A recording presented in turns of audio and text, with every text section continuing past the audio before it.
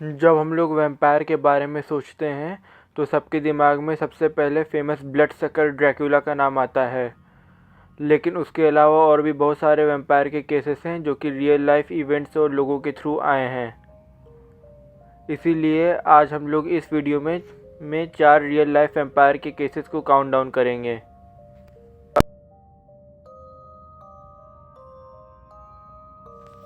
Seventeen hundreds में vampire का hysteria पूरे यूरोप में फैला हुआ था। इस टाइम बहुत सारे लोग डर में रहते थे कि वैम्पायर अपने कब्र से उठकर उनके और उनके प्रियजनों को मारने ना आ जाए। 1725 में कासेबाबा सर्बिया नाम के गांव में एक पीटर नाम का किसान रहता था। अपनी डेथ के 3 दिन बाद अपनी कब्र से उठ के वापस आकर अपने बेटे से खाना मांगने लगा। पहले दिन उसके बेटे ने उसको खाना दे दिया, लेकिन दूसरे दिन उसके बेटे ने जब उसको खाना देने से मना कर दिया तो अगले ही दिन सुबह उसके बेटे की भी लाश मिली और उसके कुछ दिन बाद गांव के 9 लोगों की और मौत हो गई। और गांव वालों ने ये बताया था कि जब ये लोग मरे थे तो इन सब में से हर एक को मरने से पहले अतिरिक्त तनाव होता था और सबके खून बहुत ज़्यादा बहता था। अगर ये सब प्रूफ भी कम पड़ रहे थे उस टाइम वैम्पायर की एग्जिस्टेंस को साबित करने के लिए, तो उससे भी बड़ी ये चीज़ हुई कि पीटर सबके सपने में भी आने लगा। और जब उधर के केसेस बढ़ने लगे तो उधर के प्रीस्ट ने ये सूचना लोकल मजिस्ट्रेट को लिखी और उन्होंने ये न्यूज़ ट्रूप्स के कमांडर को दी। फिर ट्रूप्स के कमांडर अपने 2 ऑफिसर्स और एक एग्जीक्यूशनर को उस गांव में लेके आए। और जब वो लोग वैम्पायर के कारण मरने वाले लोगों की कब्र देखने गए और जब उन्होंने पीटर की कब्र देखी तब वो लोग एकदम हैरान रह गए। उसका शरीर एकदम जिंदा आदमी की शरीर की तरह लग रहा था और उसके मुंह से खून गिर रहा था। उन्होंने उसके सीने में लकड़ी घुसाकर उसकी बॉडी को जला दिया और उसके बाद उन्होंने उसके विक्टिम्स की बॉडी के साथ भी यही किया।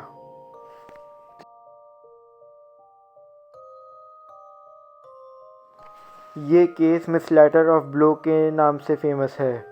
मिस लैटर ऑफ ब्लो मरने के बाद भी रात के टाइम शहर में वापस आता रहता था और अगर उसको उसकी जान पहचान के लोग मिल जाते थे तो उनको उनके नाम से भी बुलाता था। शहर के ऑफिशियल्स ने उससे बचने के लिए सुबह के टाइम उसके हार्ट में लकड़ी घुसा दी, लेकिन उससे उसको कोई फ़र्क नहीं पड़ा। उल्टा उससे वो और ज़्यादा भयानक होकर वापस लौटा और बहुत सारे लोगों को मारने लगा। और सुबह के टाइम जिन लोगों ने उसके सीने में लकड़ी घुसाई थी उन लोगों पर हंसने लगा, लेकिन उनको छोड़ दिया और उनके सामने ही कई सारी लोगों की जानें ली और सबसे अंतिम में उनकी जान ली। उसके बाद उसका ये केस एक एग्जीक्यूशनर को दे दिया गया जो कि वैम्पायर मारने का ही काम करता था। उसने अगले दिन सुबह के time miss letter of blow के दिल में लकड़ी घुसाई और उसकी बॉडी जला दी और उस टाइम सारे टाउन वाले इकट्ठा होकर उस भयानक राक्षस को जलते हुए देख रहे थे और उसकी चीखें सबको सुनाई दे रही थी।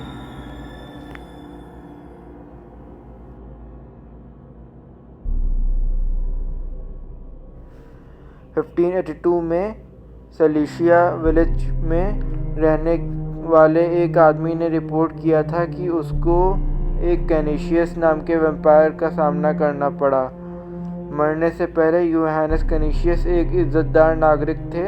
1582 फरवरी में यूहानस कैनिशियस घोड़े की लात पड़ने के कारण घातक रूप से इंजर्ड हो गए थे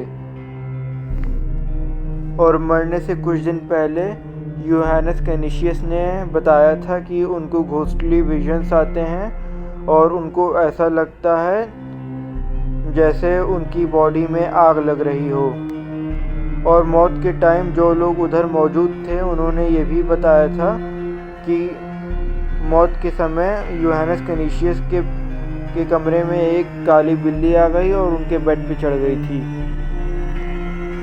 और उसके मरने के बाद उसको एक लोकल चर्च के कब्रिस्तान में दफन किया गया था, लेकिन कुछ ही दिन में टाउन के लोगों ने रिपोर्ट किया कि उनकी मुलाकात एक मरे हुए आदमी से हुई और उससे सड़ी गंध आ रही थी और उसकी सांसें ठंडी थीं।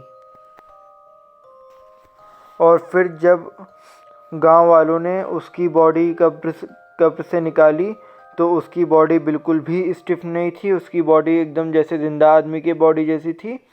और फिर उन्होंने उसके सीने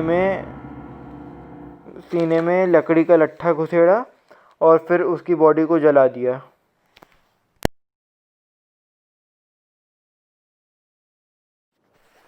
the phantom of Croglin Grange. Croglin Grange काफ़ी सदियों से फिशर्स फैमिली की प्रॉपर्टी थी।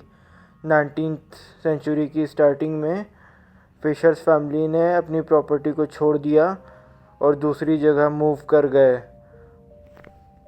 और फिर फिशर्स फैमिली ने घर को सेल पे लगा दिया, लेकिन घर पूरी ठंडी तक खाली पड़ा था।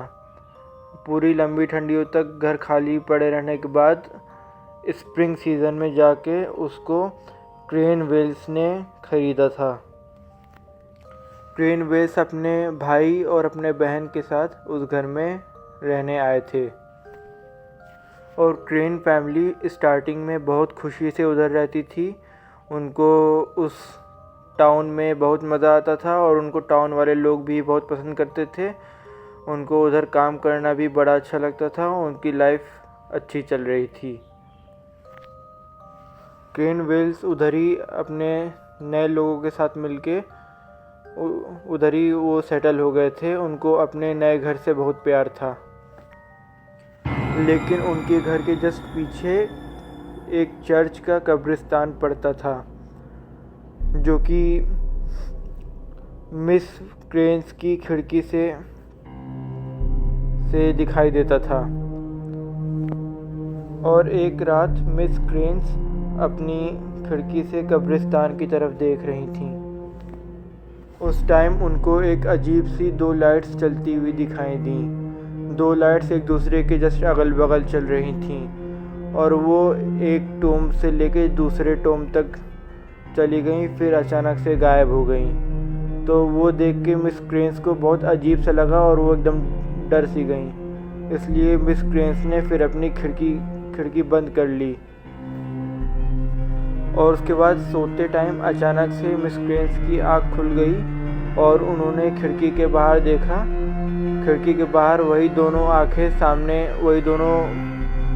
सामने आ चुकी थीं और फिर वो वैम्पायर की आंखें थीं। फिर वो वैम्पायर खिड़की के अंदर आके मिस क्रेन्स का गला पकड़ लिया।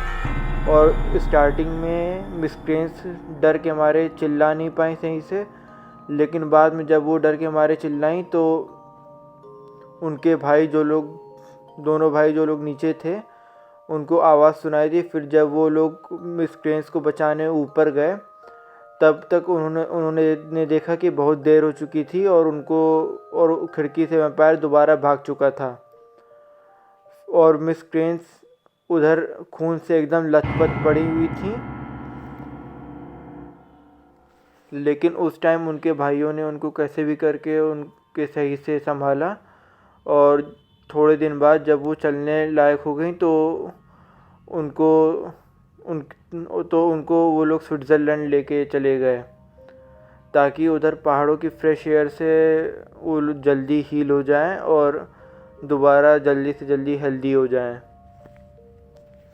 और 1 साल बाद जब मिस क्रेन्स की तबीयत ठीक हो गई एकदम पूरी तरीके से, तो उस टाइम उनके दोनों भाइयों ने फ़ैसला किया कि वो लोग उधर वापस जाकर वैम्पायर से बदला लेंगे। उसके बाद ठंडियों के टाइम वो लोग ग्रॉगलिन ग्रेंज में वापस आए और उस टाइम मिस क्रेन्स दोबारा खिड़की खोलकर खड़ी हो गई और फिर वैम्पायर उनके ऊपर अटैक किया अंदर आके और पीछे से उनके दोनों भाइयों ने आकर बंदूक चलाई, लेकिन वैम्पायर भाग गया खिड़की से वापस। लेकिन रात होने के कारण और उनके भाइयों को ये पता था कि जो है रात में वैम्पायर्स बहुत ज़्यादा ख़तरनाक होते हैं, इसलिए उन्होंने उस टाइम उसका पीछा नहीं किया। उन्होंने फिर सुबह होने का इंतज़ार किया। सुबह होने के बाद उनके दोनों भाइयों ने उधर टाउन के कुछ लोगों को इकट्ठा करके उधर जाने का फ़ैसला किया। और जब उन्होंने वैम्पायर की कब्र खोली तो उनको जो लाश दिखी उसको देख के सब लोग एकदम हैरान रह गए। वो लाश में बिल्कुल भी स्टिफनेस नहीं थी और उस लाश से एकदम फ्रेश ब्लड गिर रहा था। फिर उन लोगों ने उसी टाइम उससे छुटकारा पाने के लिए उसके सीने में लकड़ी का लट्ठा डाल दिया और उसकी लाश को जला दी।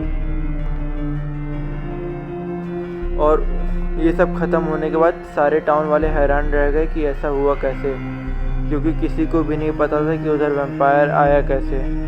उधर इससे पहले फिशर्स फैमिली रहती थी और उनके साथ एक हादसा हुआ था। उसके बाद से वो लोग वो घर छोड़कर चले गए थे। उसके बाद से वो घर खाली पड़ा था। अगर आपको हॉन्टेड सेट्स के बारे में जानना है या अगर आपको हॉन्टेड स्टोरीज़ के बारे में जानना है तो इनका लिंक मैंने डिस्क्रिप्शन में दे रखा है। और मैंने इनकी प्लेलिस्ट भी बनाई है, तो आप इनको प्लेलिस्ट से भी देख सकते हैं। और उन सब वीडियोस को भी देख के प्लीज़ उनको लाइक करना मत भूलिएगा।